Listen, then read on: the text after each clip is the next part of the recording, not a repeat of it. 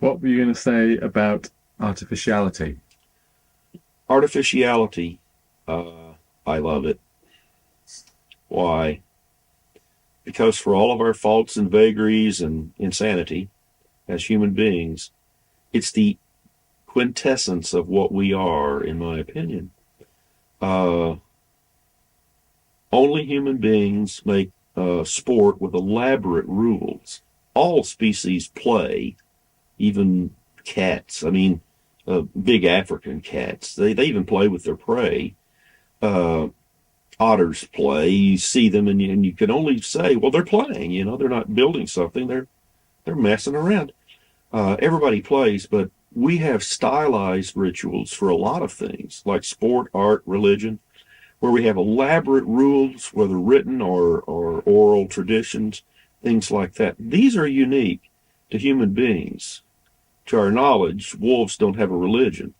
To our knowledge, otters uh, don't wear little beanie caps and blow whistles and have this, elaborate set of rules and stuff and make these symbols about what it meant that somebody did on this field or something. And the same way, architecture and art, animals build shelter, and some of them are quite beautiful. Bees have this, polygon type structure and everything. Uh, but we transcend form and function. It's like things need to be beautiful for human beings, and that's where the artistic impulse is. But it's entirely artificial. It's not of the natural world. We play trombones, but trombones don't grow in the ground. They're not organic. We fashion guitars. They're made out of something organic, wood. But the instrument is certainly not organic. And this is tangential to something that people get confused about acoustic, quote, versus electronic instruments. But acoustic instruments are made out of this organic stuff. Yeah, but the instruments are not organic. The fact that a piano is made out of wood and metal and stuff like that is really irrelevant. Most electronic instruments are made out of some of the most organic stuff you can imagine, silicon. It covers the earth, quite literally. So the idea of naturalness is often a red herring for many, many people. They would, some people would rather be, oh, I want to go back to the primitive, let's go have a washing machine. Well, they're not the women that did most of the wash. In my view, uh, I had a friend that told me, he wanted to be back to bucolic surroundings and so forth, but he would want a so and so there, some piece. I said, well, Jack, why can't you have it that way? You can have any balance that you want of the natural world and the artificial world. It's up to you.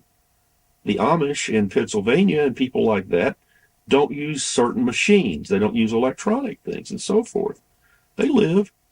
You can choose to do anything you want in the same sort of convoluted sort of way, like the balance between uh, technological and intuitive when you think about electroacoustic music.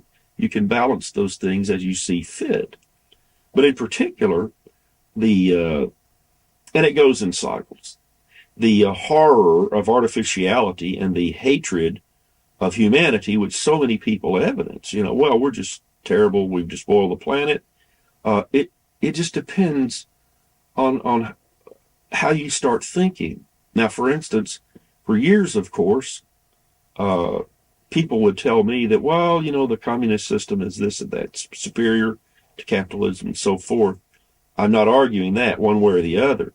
I'm just pointing out that when perestroika came and they went in and found that were able to go into places, they found that communists had despoiled the environment 100 times worse than capitalists had done. The original saw was, well, capitalists raped the earth and da da da da da.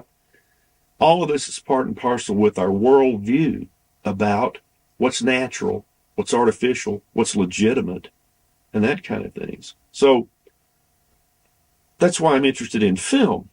Film is the ultimate artifice. Almost nothing is as it appears. The actors are heavily made up, sometimes with prosthesis and aged artificially, or anything you want to do. The voices are overdubbed. It's not even the same person. of course, a lot of people are not even aware. They're only vaguely aware.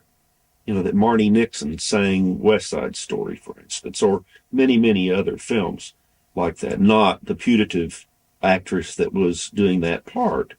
Or the same for males, that the voices were dubbed in. The second version of Gone with the Wind, I can't remember what they called it, this film, one of the female actresses, the entire movie was dubbed by another actress. When Alfred Hitchcock was in England making Blackmail, the lead actress on that was Jenny Andra, and she had a thick German accent. So what did Hitchcock do? In a brilliant stroke, he had an English actress standing right off camera, talking into the microphone. As she moved her lips, this woman said her lines. Little known. I mean, people don't recoil in horror until they get a moral idea mixed in with an artistic. And as I'm fond of saying, I have the conscience of an artist, none. And why I say that, I'm not serious about no conscience about the world, but when it comes to art, it's like, yes, it's totally artificial. What's the problem? So what if somebody else is singing something that you see as in a film, and it's not the person you see? I mean, it gets back to moral issues like, well, you have to be a virtuoso, and you have to be this, you have to be that. And that was my training, my background, conservatory background. But I see it differently. I mean, especially since electroacoustic music has arrived on the scene and I've known about it, it struck me right away that this is a little bit like legerdemain. It's a little bit like conjuring. And if you choose to conjure certain images with a camera or the video or with Photoshop or images in sound the same way, who's to say what's natural and unnatural? It's all artificial. Anything that human beings touch and do, basically, is artificial. I mean, if we disappear from the earth, our structures eventually will crumble back into dust, and there will certainly be no superhighways built. I don't think the beavers will do that. So, I don't think this is a heretical view. I think it's extremely mundane. It's like, well, of course. Isn't that what we do? And those three things in particular, religion, sport, and art. Of course, art, including music and things like that.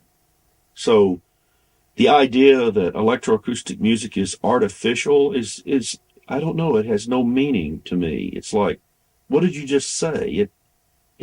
I heard sounds, but it has no meaning. Think through it. Of course it's artificial. Building bridges is artificial. Having frozen food is artificial. Having anything that we have to survive, basically, this house with its heating system and so forth, is artificial. Therefore, hey, as Douglas, who was it? Michael Douglas said in Wall Street, when he said greed is good, I would say artificial is good. And then go on with that. So, in a sort of final word about artificiality, if you look at the movie Wall Street with Michael Douglas, where he says greed is good, it's meant to be shocking people and so forth. I'm going to justify something that people think is morally incorrect. I would simply say artificiality is good. It's great. It's what we should do.